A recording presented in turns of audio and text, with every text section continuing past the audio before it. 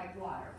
Think about water. It's easier for somebody to swallow. Okay. Right, well, if there is a swallowing impairment, yes, the thickness of the liquid will protect them and will allow them to safely consume the liquid. Same thing with the solids. Now again, if your swallow function is fine, no need to go to any of these examples, okay?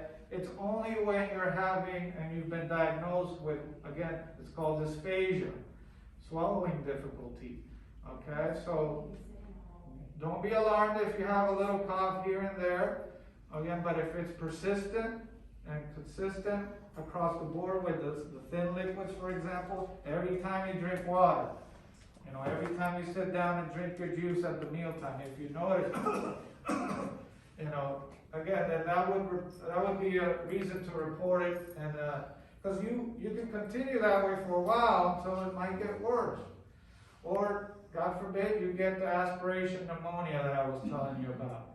So as we age, it is normal for our muscles to atrophy a little bit. You know, they get weaker, and so we might get that little tickle. I'm not trying to alarm anybody because even I get a little tickle. You might clear your throat.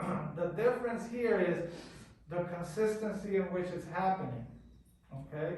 If you can say to yourself, when I go sit down for lunch today, I'm probably going to cough. If you're at that point, then, you know, again, it might be time to tell your doctor. Well, that's what happened to my husband, and he was diagnosed with acid reflux.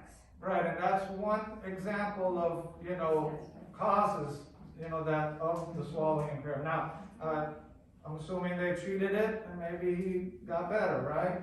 Okay, so again, that's why it's important to know the cause of the swallowing impairment. If you've had a stroke, unfortunately, something like a stroke is more involved.